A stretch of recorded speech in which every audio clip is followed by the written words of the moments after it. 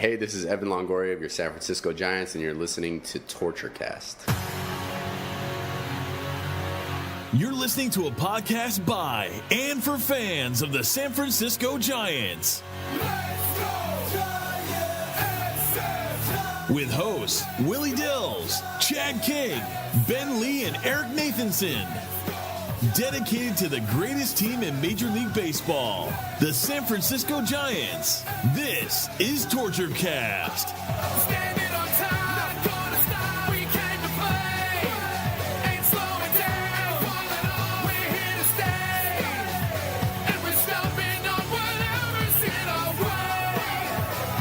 I'm feeling like a Giant tonight. It's Monday, March 19th, 2018, and this is episode 135 of the TortureCast, the podcast by and for fans of the San Francisco Giants. I'm your host, Chad King, and tonight joining me from his pecan forearm and two pups is Eric Nathanson. Eric, how you doing? I'm doing well because of those two puppies. I'm tired because of those two puppies, but it's totally worth it. Yeah, totally welcome to parenthood in a sense. I mean, we got our first child, quote unquote, was a dog before we had two kids, and it's good training wheels, I'll tell you that.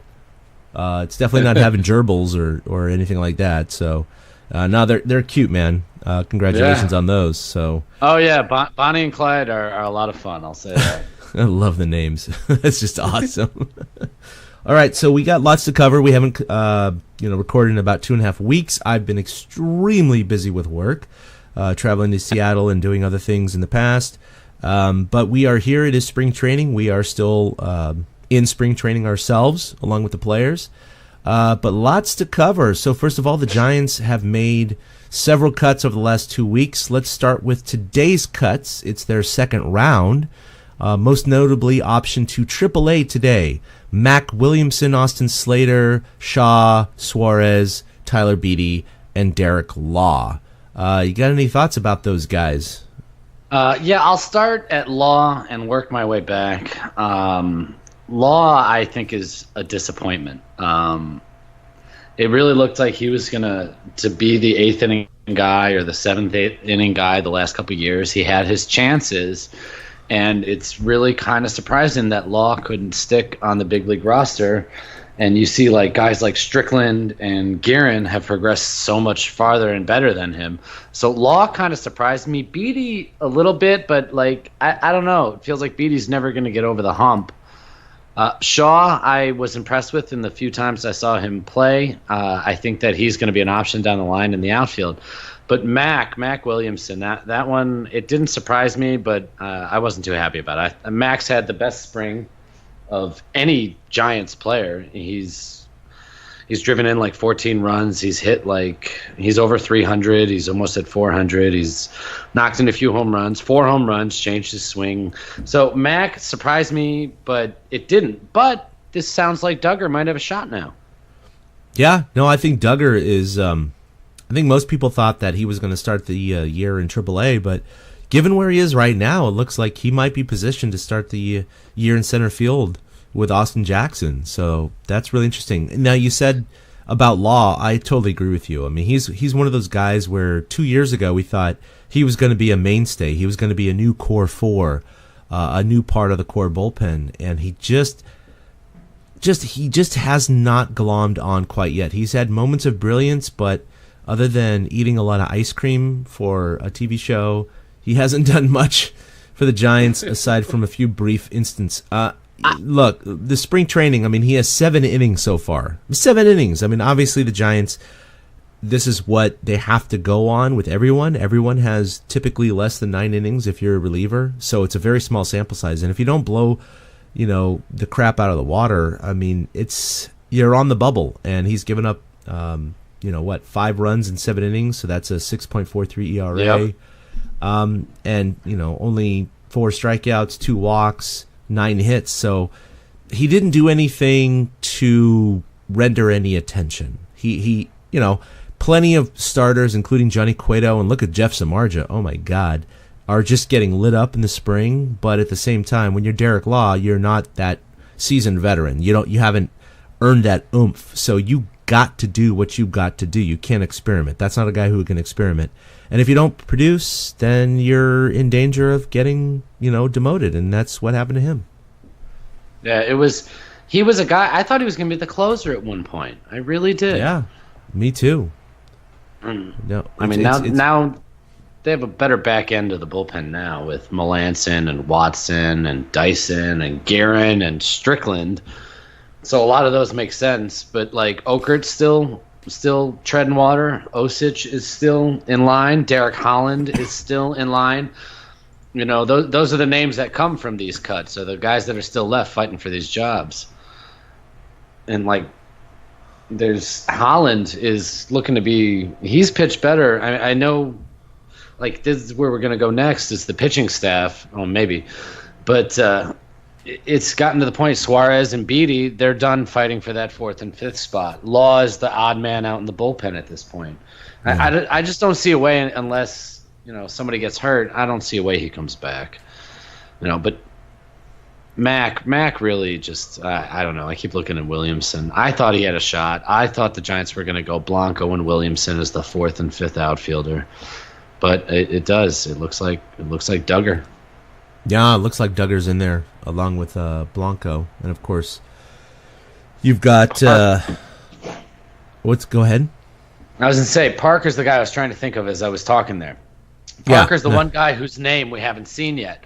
He hasn't been optioned. He hasn't been talked about because he's out of options. So if the Giants don't want to keep him, they're going to have to put him through waivers, and it's pretty much why Mac lost out. Mac still has options, but Parker doesn't. But I think that the Giants still, at the end of the week, are going to have to put Parker through waivers and end up with Duggar and Blanco. Yeah, I don't know. I mean, Duggar has options left, right? Oh, a ton.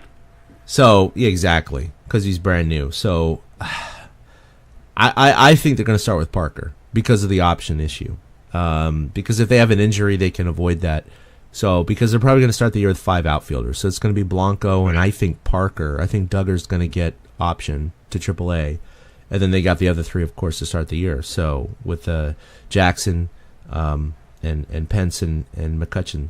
So, it's just one of those things where it's business, right? I mean, they don't want to lose Parker. So, if they option him now, that's not going to work. But maybe, in a few weeks, they're going to keep him up. Option Duggar, and then wait for an injury to happen, because I think most people thought that Duggar was going to start, in AAA. So I think it's reasonable to think that's going to happen, and I'm sure, Parker or Pence or someone in the first 4 weeks is going to get injured, and suddenly you're going to see Duggar up. But Duggar's been a hell of a player this year. I've seen some of his videos. Granted, I am not. You guys have probably seen, literally with your eyeballs, more Giants spring training baseball than I have, so I'm not going to pretend to be an expert with my eyes, but what I hear from everyone is that Duggar has been playing an excellent center field. He has been just covering the outfield like crazy. Today he went from left center to right center to track down a ball.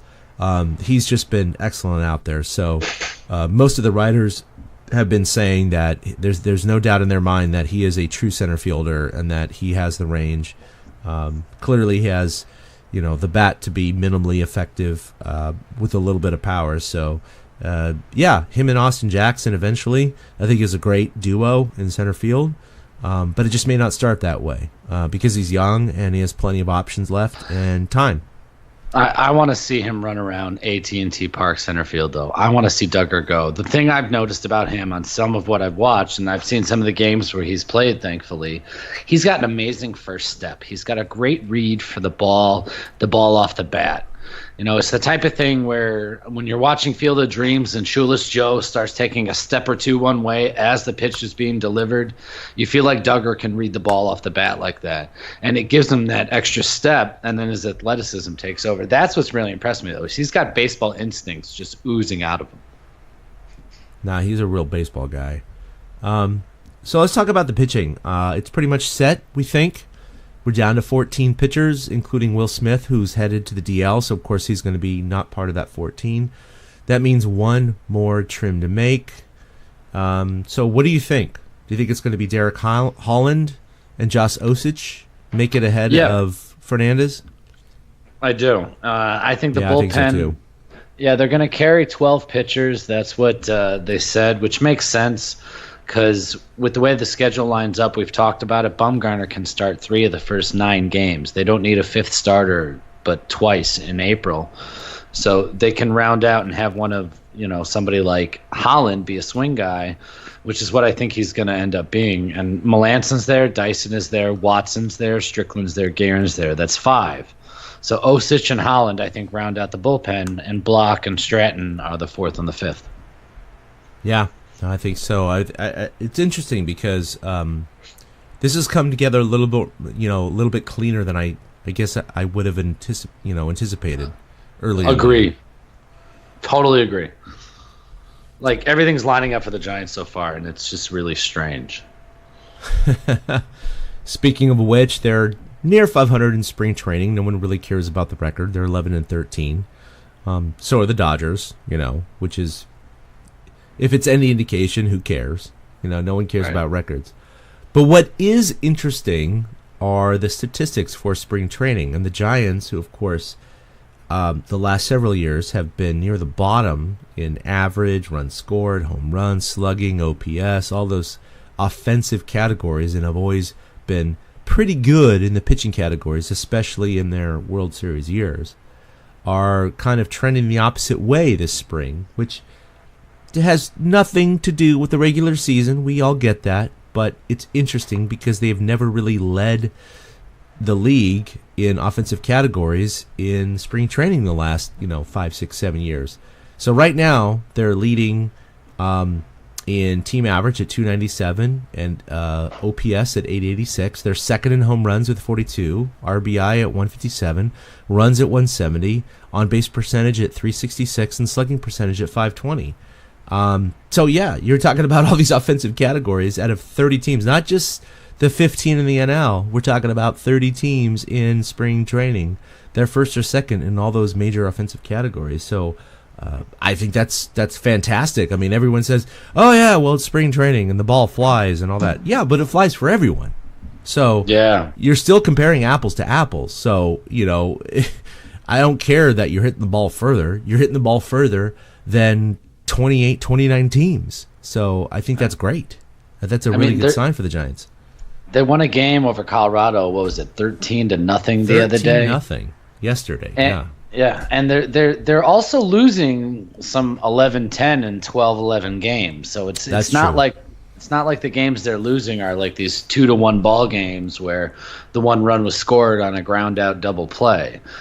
They're hitting the ball all over the yard. There's just this renewed sense, like hitting. I've said it here before. I'll say it everywhere. Hitting is contagious. And it feels like it's been that way up and down the Giants lineup throughout spring training. A couple guys get rolling and the rest of them get rolling. I can't remember, I have to look at the scores, but I can't remember a time they scored under 5 runs in the last few days. I'm sure they did. They've been piling it up. Yeah, 13-0 yesterday really helped. But conversely, their pitching stats have not been stellar.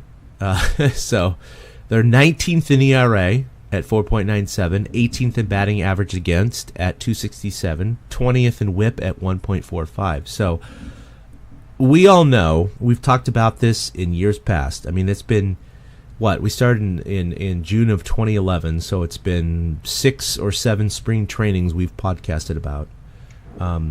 Guys like Lincecum and even Bumgarner and Matt Cain and some of their better starters over the years have had very, very poor springs because they're experimenting and they're playing and they're doing different things because they know they have a spot in the rotation, so their job is not jeopardized. So sometimes that inflates their numbers. Now, Bum this year is great, and a few other guys are great. But overall as a team, if you look at batting stats, if you're near the top, you go, okay, well, how's your hitting or your pitching going? Well, they're kind of, I wouldn't say at the bottom, but they're in the latter third of the major leagues. So that is a bit of a concern. Again, this is spring training and the ball flies, but it flies for everyone, just like the hitting that I just mentioned. So when you're in the bottom third, it really doesn't matter if you're playing on the moon or playing on Jupiter, where the gravity is 20 times what it is here.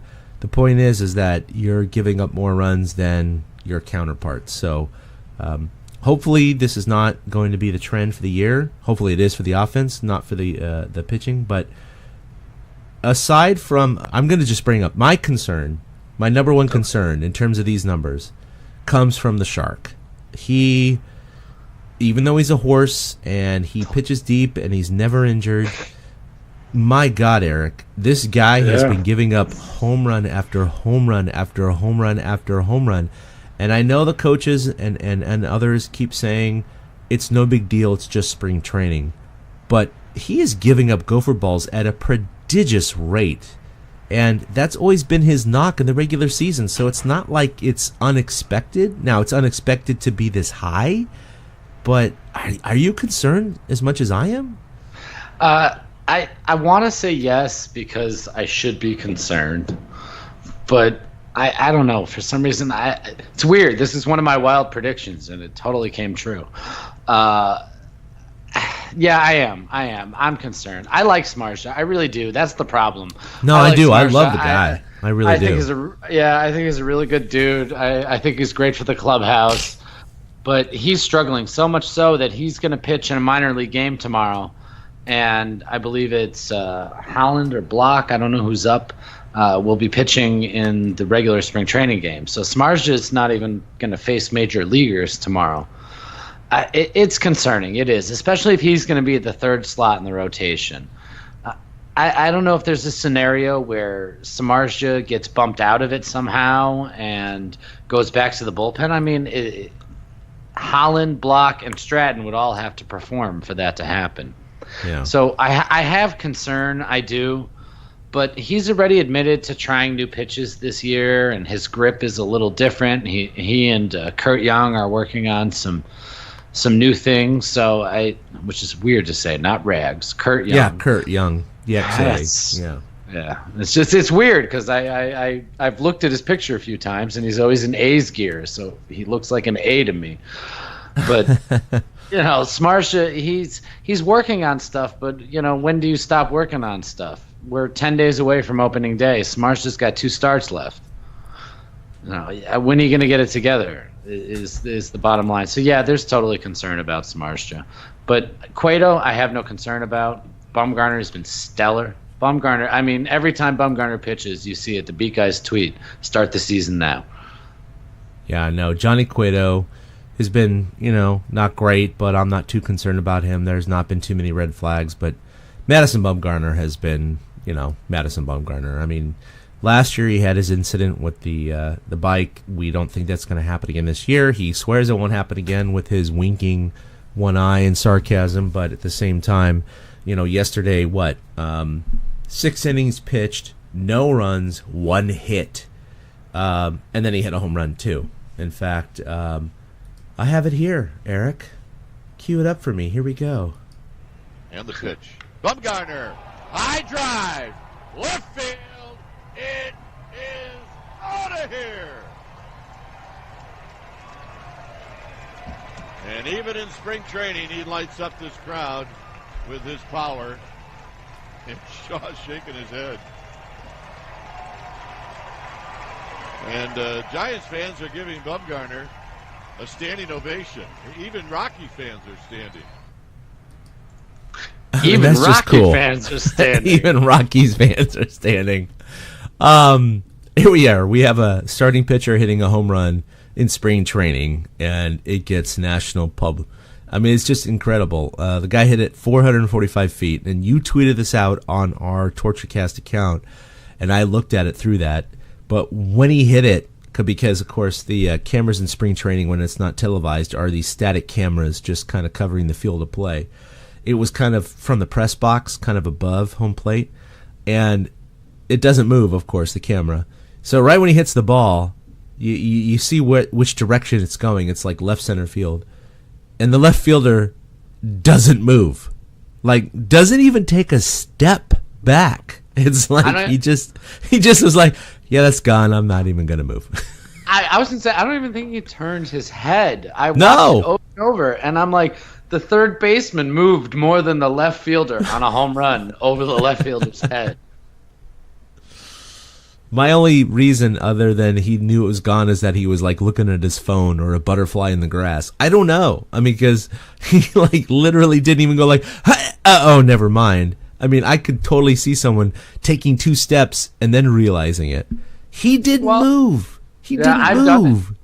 I've done it. I have been in left field and I have been in center field when a ball gets hit, and I just looked up, watched it go, and trailed it for the 50 feet. Then it landed past the fence. It's quite a sight when that happens. It's just so funny that it's Bumgarner, not McCutcheon or Longoria or Posey. It's Bumgarner.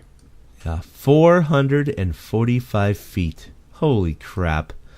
We're going to see more of that, of course, this year. It's just unbelievable. By the way, Buster, go ahead. I was going to say, I think Bum's prime for a good year. I'm not looking to go deep into him right now. His head seems to be like totally screwed on straight. I think he's in for a good year, both at the plate and on the mound. Now, clearly, not that anyone has ever questioned it. Clearly, they're number one. He's going to be fine unless he gets on a motorbike or does something else. He's going to be fine. He's going to get his 3 ERA or lower. He's going to win 15-plus games. He's going to do what MadBum does. It just really, really, really hangs on Cueto and Samardzija in the 2 and 3 slot.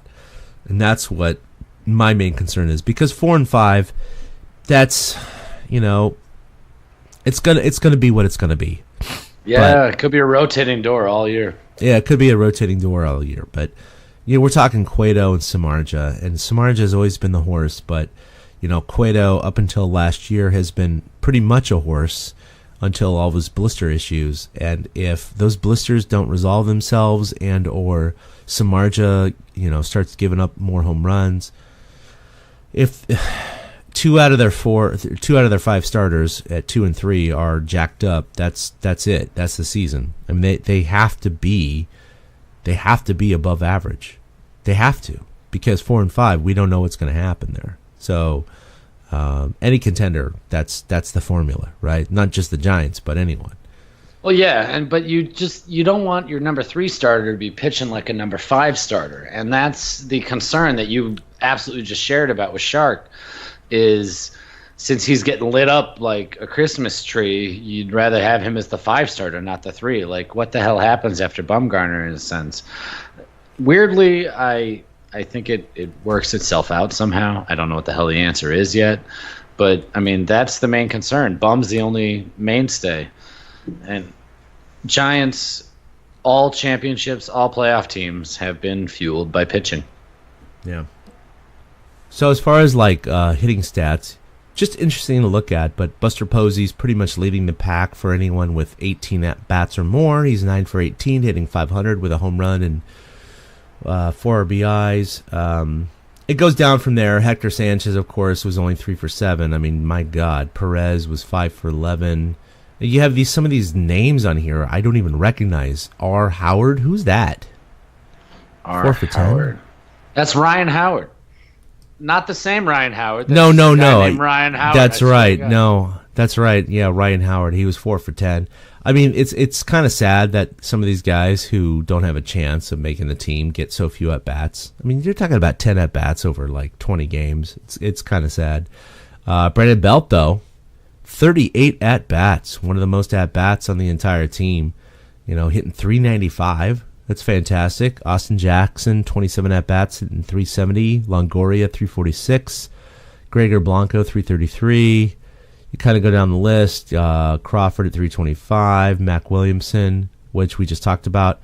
He's probably has, looks like he might have the most at-bats on the Giants at 44, hitting .318.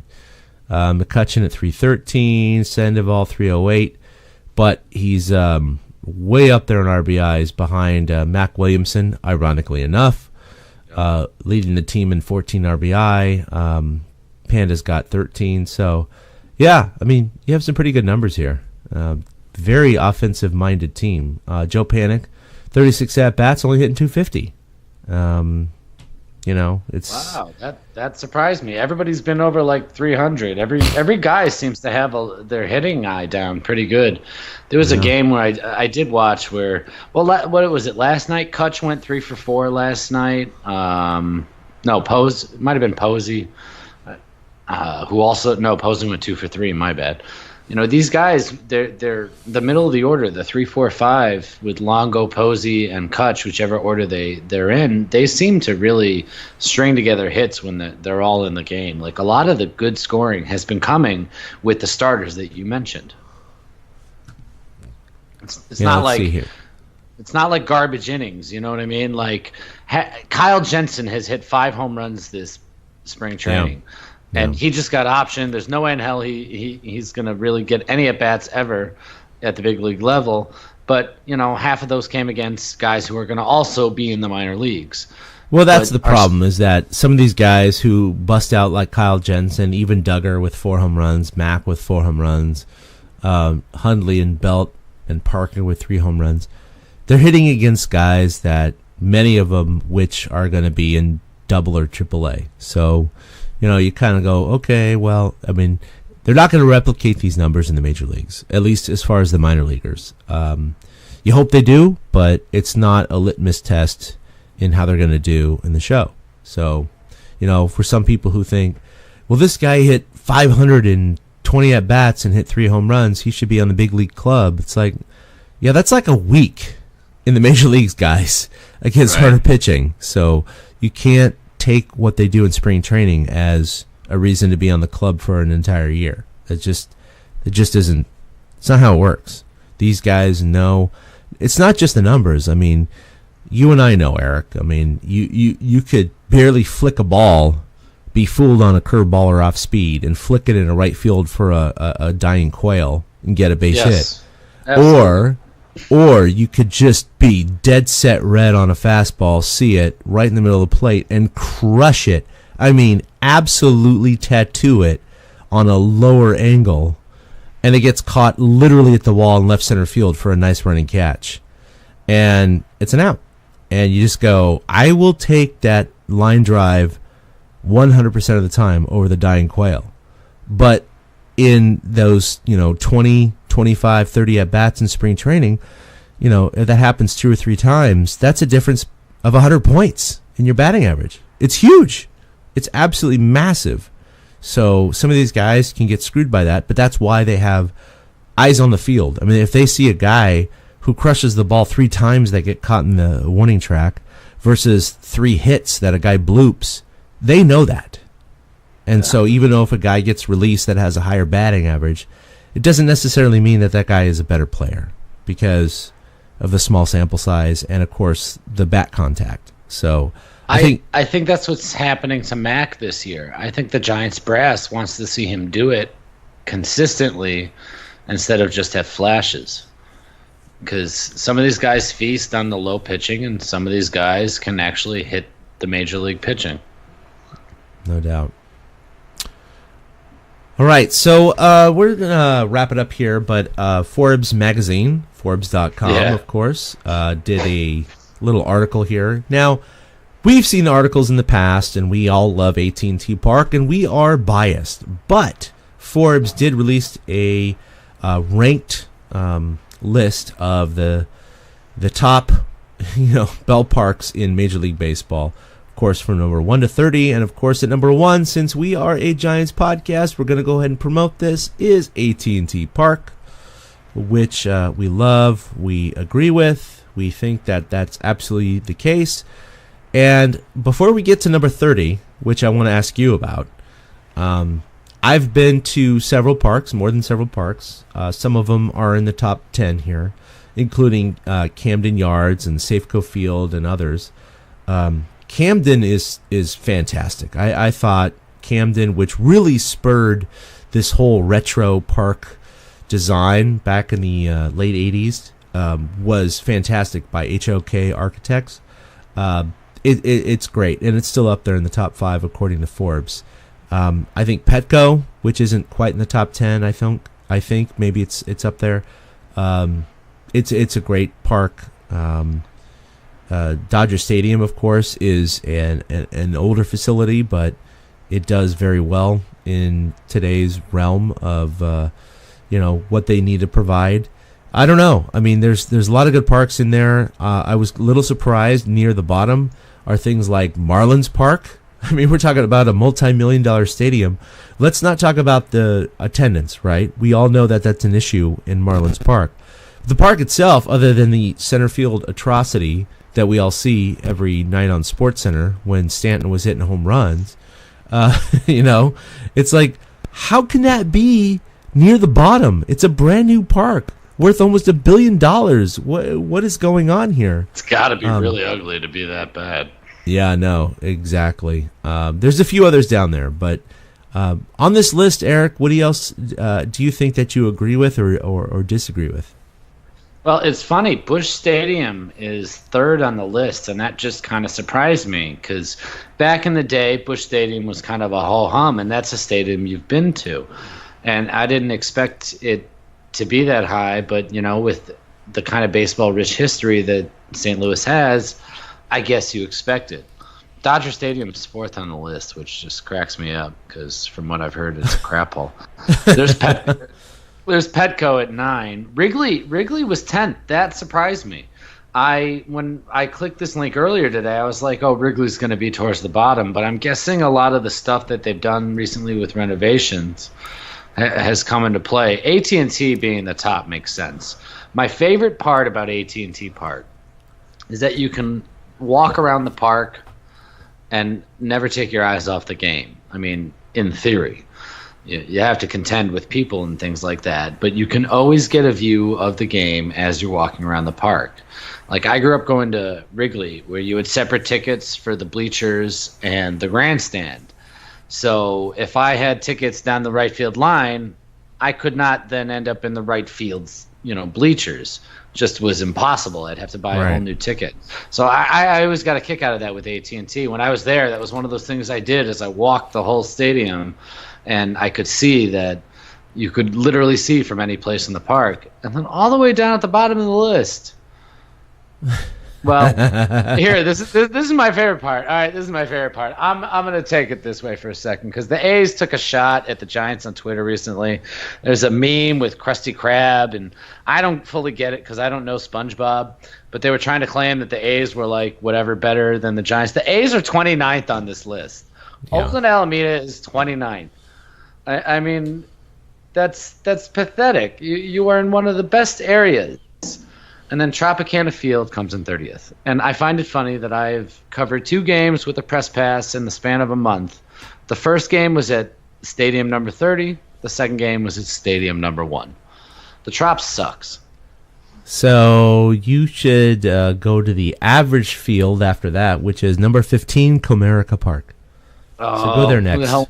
Nah, who wants to go to Detroit? I'll go to 18. I'll be. Well, no, I mean, seriously, who wants to go? I have a stepkid living in Detroit. I don't even want to go to Detroit. I might go to SunTrust. Who the hell knows? I've debated going to Miami, but, I mean, how do you have a bad stadium in Miami? You have sunshine. You have hot people. You have music. You have palm trees. How do you have a bad stadium? The Angels are 25th on this list. How do you have a bad stadium? The Trop, I'll say this. They're a dome. They need a retractable roof. It's great that they're a dome. I live there. It rains every day. I totally get it. The humidity sucks. Right. But a retractable roof would be so much better. No, there's so many things. Well, they're building a new ballpark, and I actually used to live a stone's throw from where they're building the new ballpark in Tampa. But the Trop sucks. It's like a cavern. It's like a convention center. You go in and it's just this big rafters and high ceilings and industrial lighting. It doesn't feel like a baseball stadium. It feels like McCormick Place in Chicago is the only thing I can think to relate it to. No, 1996, I went, so it's 22 years ago. I went to go visit my cousin, and I was in Houston. He was in Galveston, so I landed in Houston, and me and my brother went to a baseball game at the Astrodome before they blew that up. And I had never been to a proper dome for a baseball stadium. And of course, domes today are different when they were back then, so I'm not going to categorize all domes as the same, because domes today, like even Safeco Field and Chase and all these other ballparks are retractable, or Minute Maid Park and all that. They still have natural grass. The Astrodome was kind of like in that same mold as Tropicana Field, the multi-purpose symmetrical artificial turf stadiums. Right. And oh my God, I was so excited to go. I was like, it's the Astrodome. This is like where Nolan Ryan killed. This is where Will Clark hit his first major league home run and his first at bat off Nolan Ryan. This is like where World Series have been played and LCS and da da da da da. And I swear to God, the moment I went in and got to my seat, I said, "Oh my God, people watch baseball here? Yeah. What?" But mind you, this is before AT&T opened. Okay, this is '96. This is still Candlestick, but no matter what, I still love Candlestick, no matter all of its deficiencies. But it was AT&T compared to the Astrodome. I mean, it was. I couldn't get out of there fast enough, man. I'm not kidding you. It's like a warehouse. It was totally like a warehouse. Here's the worst thing. So we sit down and we're watching, and they have those seats that are one on top of another. Like each seat is 2 feet above the previous seat, so it's this really vertical climb. So you get almost there's a vertigo looking down. It's not this gentle decline, right? It's oh my God, the person in front of me, his head is at my feet. That's how the vertical incline is insane. So you get a little bit of a vertigo feeling. But we went in, I don't know, the first inning, of course, they announced the Astros lineup, and we were up in the upper deck, of course, because we had crappy seats. And the fireworks go off, but all that smoke doesn't go anywhere. You're in a dome, right? I mean, it was unbelievable. The smoke is just hanging in the dome, and we're up on the third deck. We're in the smoke. So the smoke is just permeating in this third deck. We're smelling it. We're getting high off of this shit. And we're just I need a beer and a dog. I need something to get away from this smoke. So we go out, we get our beer and our dog, and we come back, and then there's just this haze that hangs at our eye level for the first 3 innings. I mean, it was just the worst. And then, everything just sounded like it echoed. It was dull. It was just, the sound reverberated. I mean, it was one of the worst experiences I've ever had in a baseball game. And that was my only experience at the Astrodome, which should be a good one, right? I mean, it should be. Yeah. But my best experience, or my worst experience at Candlestick, is better than my only experience at the Astrodome. It was just, and I'm sure awful. It wasn't sold out or anything like that. Oh no, it was one of those 10,000 or less kind of games, because that's what they were back then. Yeah. I got lucky at the Trop. The night I went, I mean, even though there was still stuff tarped, it was Joe Madden Gnome night, and everybody wanted a Joe Madden Gnome, so they sold out. I mean, they sold out that night? I don't even remember that. Wow. Yeah. Because when I talked to Longoria, which he was there that night, which is funny when you talk about it, right? He said he's used to seeing 8,000, 9,000 per night. I mean, that's kind of their average attendance. So you did see a rare night for sure. Yeah, the local guys were telling me it was busy. The one thing I'll say this about the Trop, and this isn't even as a fan thing, as a ball player, the warning track and the grass are the same material. The only difference is the color. They're all AstroTurf, and I hated that. I walked on it. It's spongy. I totally get why Longoria is going to be happier on grass and dirt. It's spongy. There's a give, but your foot stops. It hits the cement underneath. And there's absolutely no difference between the warning track and the field. So, if you're chasing down a ball, and part of the reason for a warning track is so your feet are warned. That's why it goes from grass to dirt. My feet are warned. but it doesn't do that there. So you could just slam in the wall, and that drove me nuts. I absolutely hated aesthetically, and I hated the way it felt too. Now it's we love AT&T. We are spoiled. I know you've only been here for a game or two, Eric, but god damn it. It's the best Giants are ballpark awesome, I've ever man. been to. It is. It's the best ballpark I've ever been I know. It's like I keep thinking to myself, I have not been to many ballparks. In fact, I'm gonna look at this list again. Your list is bigger than mine. Well, I'm just saying. That sounded Okay. Your list is bigger than mine. Okay, number 1, AT&T. Been there. Number 2, Camden Yards. Been there. Amazing. Number 3, Busch Stadium. Been there. 4, Dodger Stadium. Been there. So I've been to the top 4. Now, number 5, PNC. No, I have not been there, but it looks amazing. Coors Field. Number 6, Fenway Park. Been there. Saw a game. Did the whole tour. Incredible park. One of those parks where it is influenced by nostalgia, and there are weird angles and support beams that block people's views, but there's something about it, guys. If you've never been to Fenway Park, when you go up on the left field, monster, and you tour the bowels of the stadium, and you're up in the upper right deck, I mean, it's just, it feels like a ballpark, and you feel the history. It's incredible. Number 8, Kauffman Stadium. Have not been there. Number 9, I have been there, Petco Park. Incredible park, to be honest. It's very similar to AT&T, just doesn't quite have the sight lines that the Giants do. So I think that's where it really, really fails there, even though it's in a great part of the Gaslamp District. Number 10, Wrigley Field, been there. Incredible field. 11, Safeco, been there. Again, Wow. It's very similar to Petco, where it has all the modern amenities. And it looks great from the inside if you just look at the park itself. But when you look at the backdrop, it's fine, but it's not an AT&T or PNC. You don't see the ocean and the buildings and all those kinds of things. Then it goes from there, and I haven't been to a lot of the other fields here. We're talking Yankee Stadium, Citi Field, Globe Life, Comerica, Target, Miller, SunTrust, Citizens, Progressive, Minute Maid, Rogers. Yeah, I haven't been to any of those. So what's really cool is that, of the top 11 fields, I think I've been to 7 of them, which is most of my fields. So apparently the West Coast is done very well. It seems to. It leans that way. You notice that?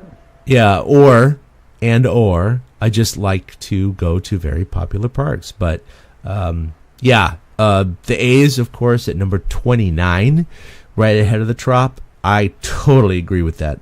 I've never been to the Trop like you have, but oh my God, the A's, Oakland Alameda Coliseum just sucks, man. It's just, the weather's great. It's better than AT&T. It's certainly better than Candlestick ever was. But man, it's just a depressing place to watch baseball and football. But the A's are looking forward to developing a place near Jack London Square. And I personally know of a lot of Giants fans that don't want that to happen because they want the Giants to be the only game in town. But I'm against that. I think that it's healthy to have a cross-bay rival. I think that the A's deserve a really good stadium. And, in 10 years, if the A's are the new Giants and the Giants are the new A's, so be it. But the reality is, that'll just be the next place I take my kids that maybe is nicer. We'll see. Yeah. Not the literal toilet that Alameda is. Yeah, no. So that's pretty cool. I love that the Giants were rated number 1 by Forbes. Yeah. Right, so how many days till opening day, Eric? It's 10 days till opening day. 10 days. 10 days. Dude, this happens every flippin' year.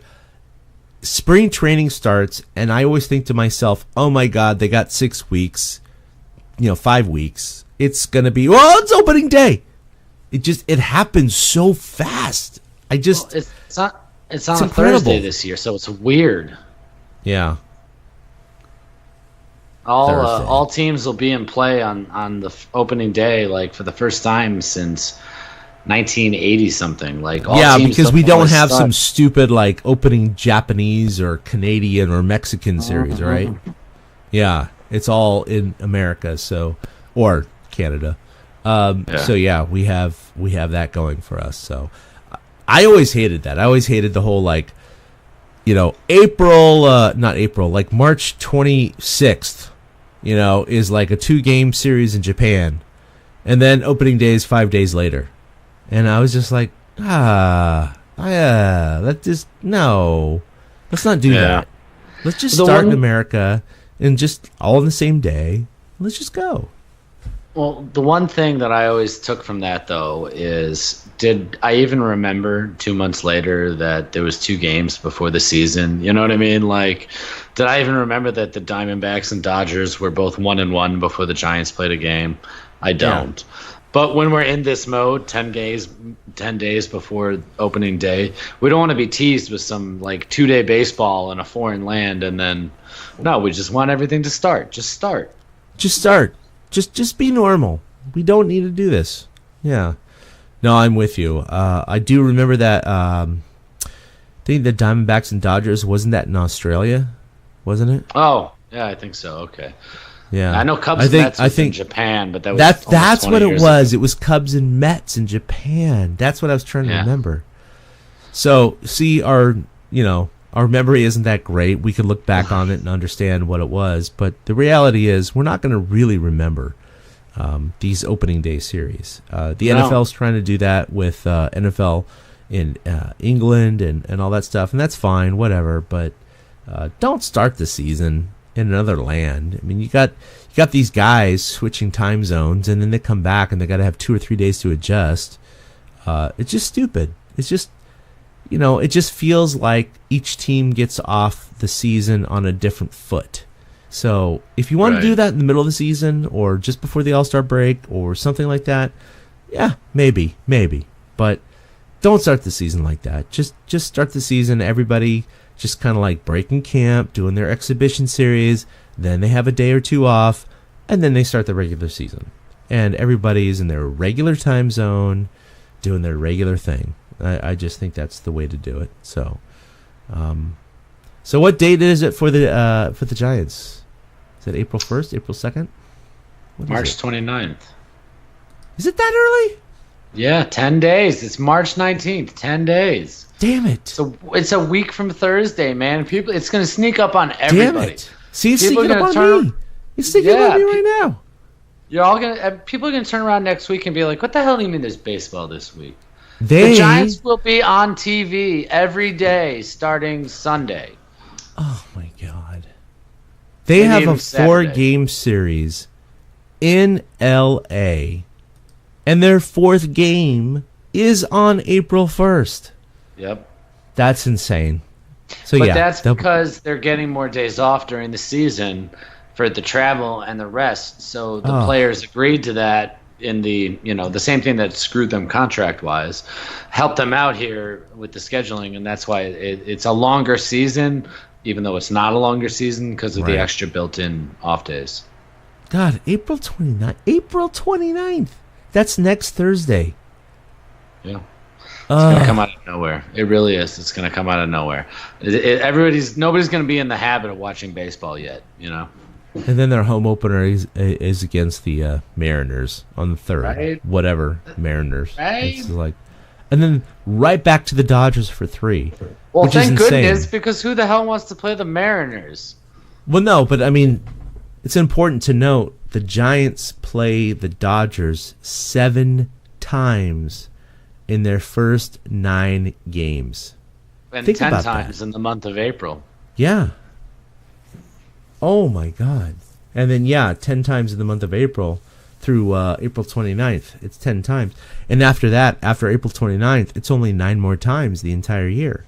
Right. Which is insane. And they end the season against the Dodgers. So there's only 2 random series spread out the rest of the way, which is fun. I mean, the Giants are all talking about getting off to a hot start.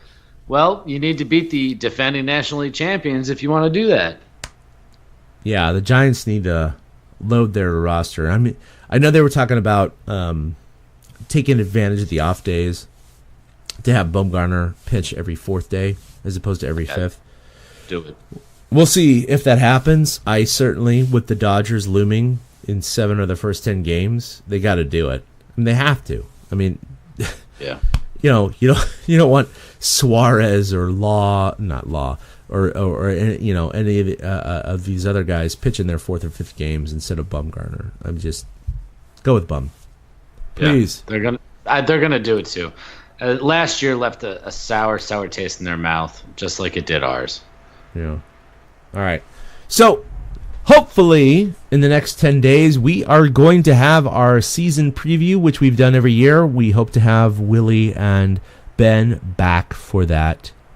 It's yet to be seen. If we don't, we hopefully will have a couple of special guests to add to our cacophony of 2 voices, because I'm sure you guys are getting sick of that. But yeah, it's been an incredible spring. I think the Giants are marching to the beat of a amazing tune right now. We hope to record, like I said, next week before the season starts. It's going to be next Thursday already. Holy crap. See, it totally hit you out of nowhere. I keep saying that, like thinking we're going to squeeze in another episode before a season preview, but I don't think we will. I think this is it. I think this is our last episode before a season preview. And, our season preview, of course, if you look back at the previous years, last year was probably the worst we've ever had in terms of predicting wins and losses. I had been in the lead by far, guessing to the win 3 out of 6 years. I mean, that's just that's incredible. I'm sorry, but I'm just going to toot my own horn and say that's insane.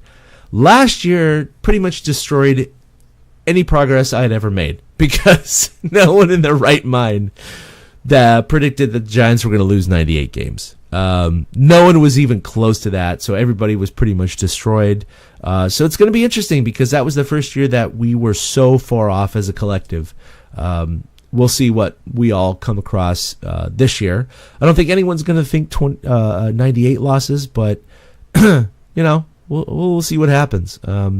We got a lot of predictions from you guys, our listeners, in the realm of 110 wins last year, which we had fun with. But yeah, it's given our amazing to think about that they finished 50 games worse than whoever that was predicted. But given our win predictions last year, 110 wins really isn't that far off from a playoff team. So, we were kind of in the same boat in terms of difference. So we'll see what we can do. All right. Well, until episode 136, this is episode 135. I'm your host, Chad King, with Eric Nathanson. You can follow me at ChadK21 and Eric at 2OutHits. That's with the number 2. You can follow us collectively at TortureCast. You can also like us on Facebook. Just Google TortureCast, or on Facebook, Google it, and you'll find us. You can also find us on iTunes and Podomatic, and even Spotify now, which is pretty cool. I actually asked Alexa the other day to play TortureCast, and she did. And suddenly I was speaking. It was pretty amazing. Oh, that's awesome. I'm totally going to have to try that. It was pretty cool. So Ben and Willie are not here again, but that's okay. We're going to get them back in the realm, in the fold. They're doing their own thing right now. But you can follow them individually at Fried Duck for Ben, and at Willie Dills for Willie. So until we see you for episode 135, this is Chad and Eric signing off. Episode 134 this is episode 135. It's up until 136. Oh my gosh. Vodka's getting to me, man. We'll see you next time. Episode 136. Boom. A big thank you to everybody for listening to the TortureCast, the podcast by and for fans of the San Francisco Giants. Follow us on Twitter at TortureCast. You can also like us on Facebook or check out our blog at torturecast.com. I also want to say thank you to Ashcon and Bailey for letting us use their song Feeling Like a Giant for our intro. For Ben Lee and Chad King, my name is Willie Dills, saying we'll see you next time.